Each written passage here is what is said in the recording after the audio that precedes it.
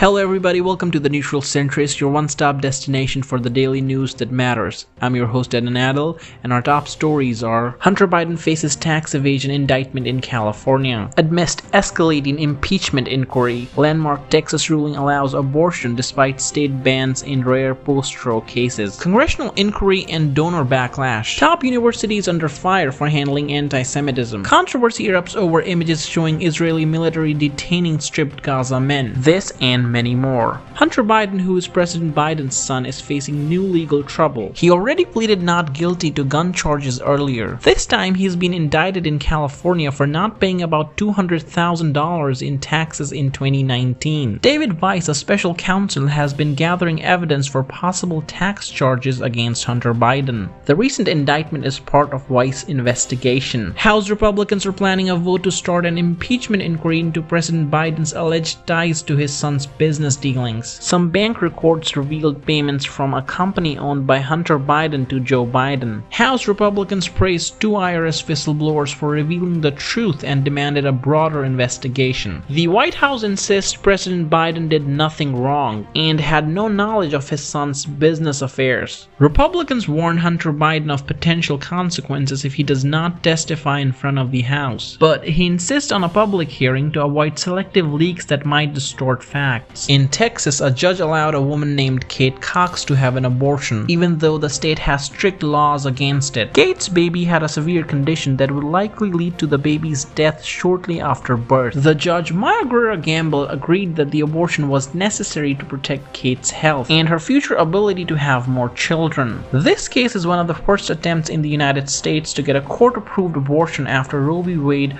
was overturned, letting states make their own abortion rules. Kate Cox, who is 20 weeks pregnant, faced hurdles in getting an abortion because of Texas's strict laws banning most abortions. The judge's decision only applies to Kate Cox, but it challenges Texas's limitation on abortions for medical reasons. Kate's fetus had a condition called trisomy 18, which usually leads to the death of the baby before or within a year after birth. Despite the pain and risks Kate faced, Texas law initially prevented her from ending her pregnancy. The Texas Attorney General's office opposed the decision and warned hospital officials they could still face legal consequences. They argued that Kate's case did not meet the criteria for a medical exception in Texas's abortion law. However, the judge's order protected Kate, her doctor, and other involved in the procedure from legal penalties under the state's bans. Abortion rights advocates argue that Texas's laws are unclear and endanger women with pregnancy complications.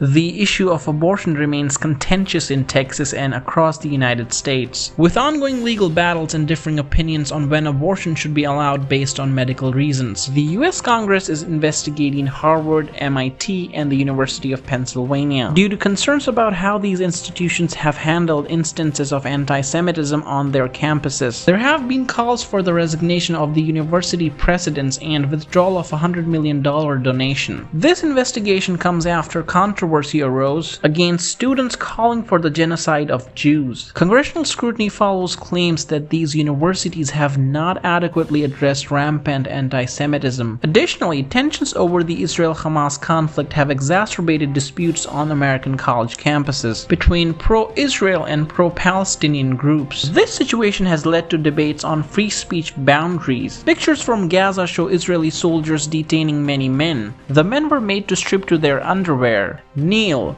wear blindfolds, and put into military vehicles. Some detainees are civilians with no known connections to militant groups. The Euro-Mediterranean Human Rights Monitor reported that Israeli forces detained and mistreated Palestinian civilians, including doctors, journalists, and elderly men. The Israel Defense Forces did not comment on these images, but mentioned that they were fighting Hamas members. A journalist asked about the images during a news conference, and an IDF spokesperson said they investigate and arrest people suspected of ties to Hamas. Al Arabi Al Jadid reported that one of its journalists, Dia Al Khalout, and his family were detained, alleging mistreatment. The Committee to Protect Journalists expressed concern and called for al-Khaloud's release. Relatives confirmed some detained men's identities and said they were civilians. The United Nations chief concerned about a potential crisis in Gaza warned about the IDF surrounding a top Hamas leader's home, while emphasizing worries about civilian well-being. Palestinians fled Khan Younis due to Israeli forces' actions. Despite Israel's campaign against Hamas, there are growing concerns about civilian casualties. The United States stressed the urgency of more humanitarian aid, with President Biden highlighting the continuous need for sustained aid flow into Gaza. Over 17,000 Palestinians have died since the start of Israel's offensive. Additionally, some hostages freed by Hamas returned to find their community destroyed. The United States added 199,000 jobs in November. Keeping the job market strong, the unemployment rate dropped to 3.7%. This growth suggests the economy is not heading towards recession. Wages rose more than expected and the work week got a bit longer. Analysts are surprised by the strong recovery, mainly due to consumers saving money, which helps service jobs despite rising costs and slower wage growth. They view this as a quote-unquote soft landing for the economy. However, job growth has slowed recently. While service industries like healthcare and government are hiring more, retail and temporary help services lost jobs. Industries hit hard during the pandemic like hotels and restaurants are absorbing workers from declining businesses. Although the labor market has been robust, job growth is expected to decline in early 2024. As people spend their savings reducing spending,